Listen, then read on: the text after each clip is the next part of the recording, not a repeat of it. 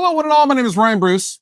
My name's Mike Squires. And today on Riffs, Beards, and Gear, we're going to check out the 5230T Electromatic Sparkle Jet guitar from Gretsch. People call you Fluff. They do.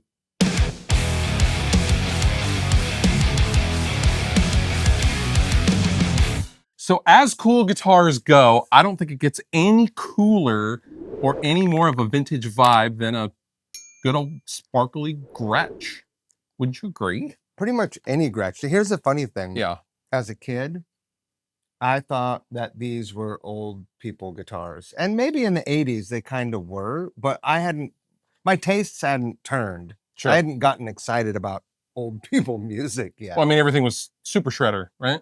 Absolutely. Right. But there are a few things that I covet more than just sort of like the sexy 50s design of a Gretsch guitar. The Gretsches in the 50s were really, they were meant to be the top of the line, right?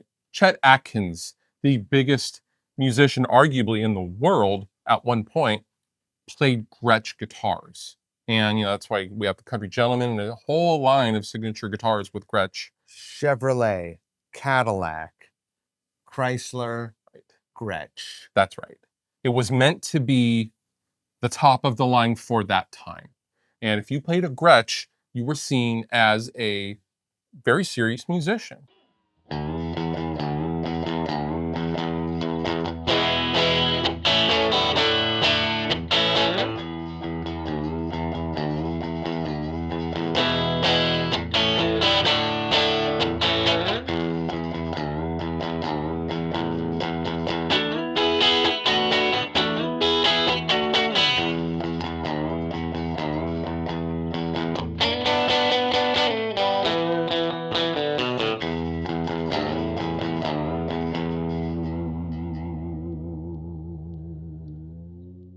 It's interesting that you say that you saw these as old people guitars because in the 80s, because that is exactly what led to a lot of famous grunge musicians, namely Chris Cornell's Soundgarden, Art Alexakis of Everclear. I could go on and on and on, picking these original 50s guitars up for cheap in pawn shops in the late 80s because no one wanted them at the time. They were super hot in the 90s. And I still wasn't hot for them.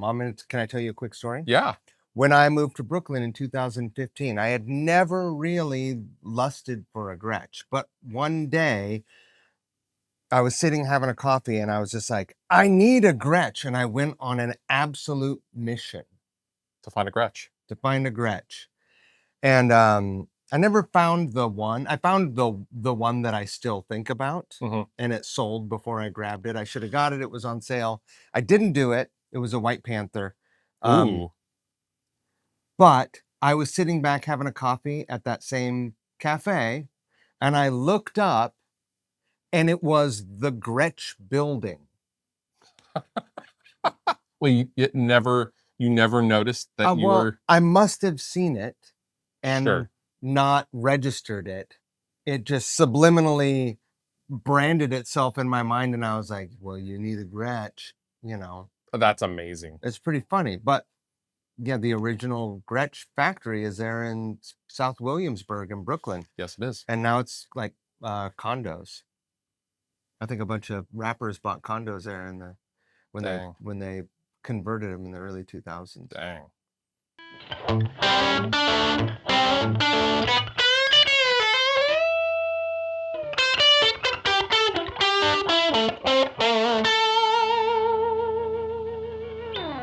Okay, so this is the Sparkle Jet of the imported nature. This thing retails for $750. Is that right?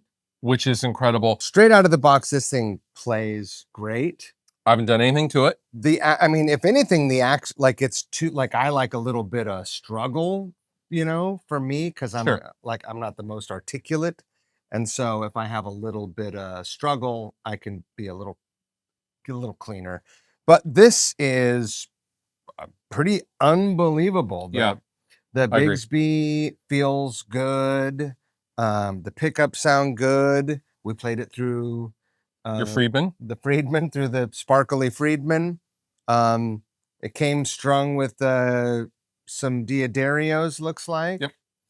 It tuned up, stayed in tune, except for on some couple of big bends, but these I never even stretched. This came straight out of the box.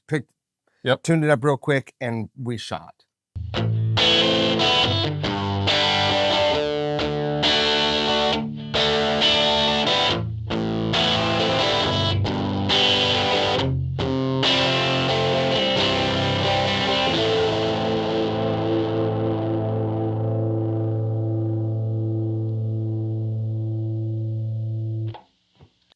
The 5230 features a chambered mahogany body, which I don't know if the original ones were mahogany or not.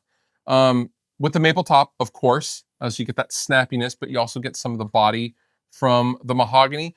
The mahogany neck is set lower. Basically, it's just kind of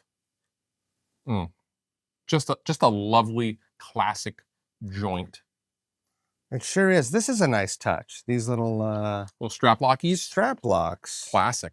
I love it. So this guitar also has the master volume with a treble bleed circuit. And basically, you can set your volume however you want the individual pickups set for, and then use this master volume thusly.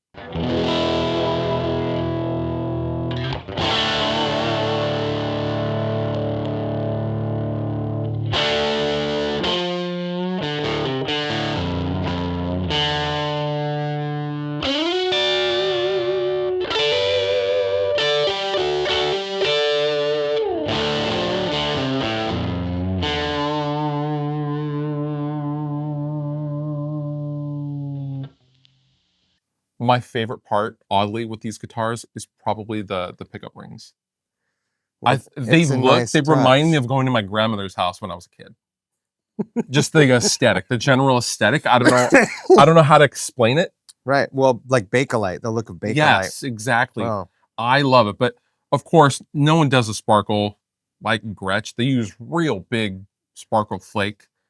Just big flake. Big flake. Go big. It's just a killer guitar.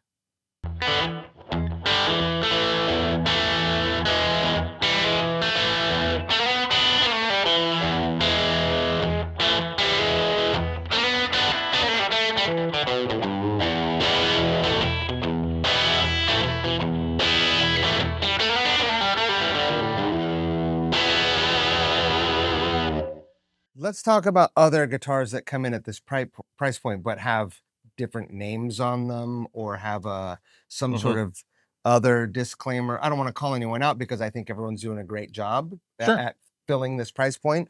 But this says Gretsch on it, and that's it. The only thing, like playing it, you don't really know, but the only thing that you know is that it's okay. On the back, there's a it's made in China, but this is a quality instrument. Really, really killer in feel, and nothing about it says it's not.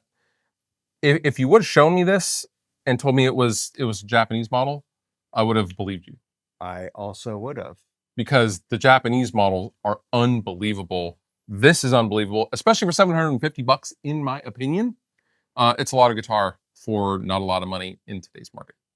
Gretsch might not get this one back. That's right. They might not. Sorry, Gretsch. If you'd like more information on all things Gretsch, I will link down below in the description. I've been Fluff. I've been Mike. And we'll see you next time, guys. See you later.